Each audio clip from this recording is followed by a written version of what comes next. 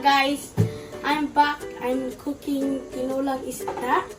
And did you see my last video? Like we're making tea. And now we're making Tinolang Isda. Here it is. This is all the ingredients. This is tomato, seaweeds, ginger, onions, oniongrass, and lemongrass. And especially the fish. And this is the boiling water. It's pretty hot to touch the milk. So let's put first ginger.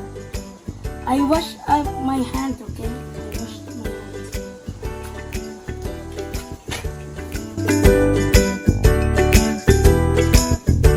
And tomatoes.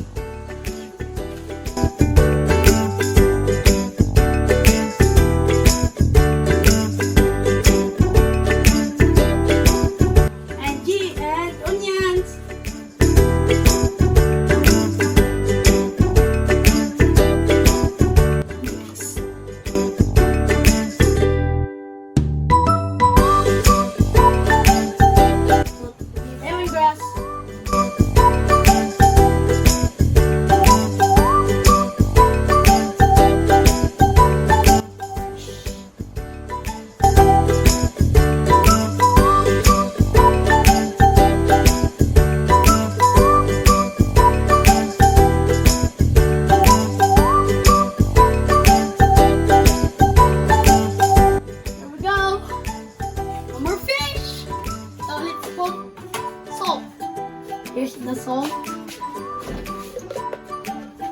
Let's put a little bit of salt.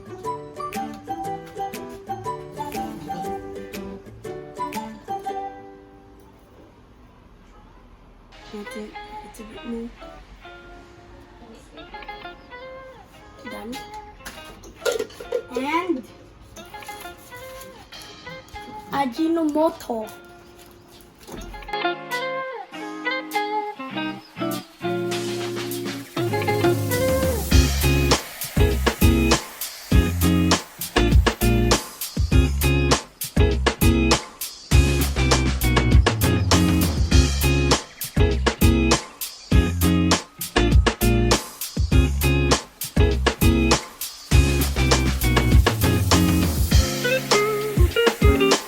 So we will wait here.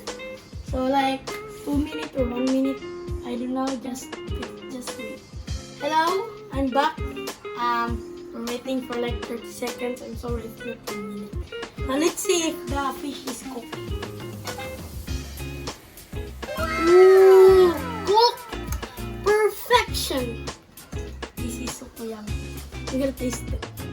And let's add the 2 ingredients that is left here.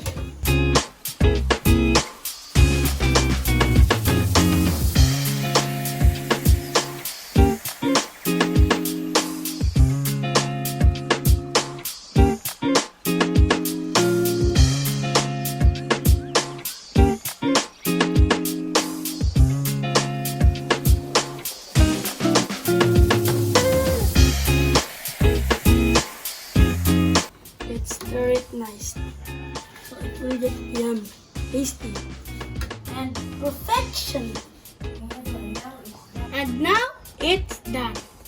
This will be so yummy, guys. I already wanna eat this.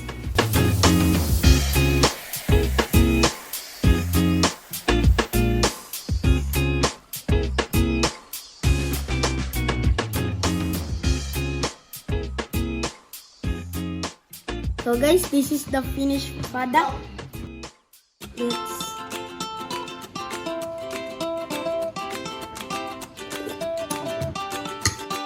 yummy. It's so yummy, guys. Thank you for watching. Bye.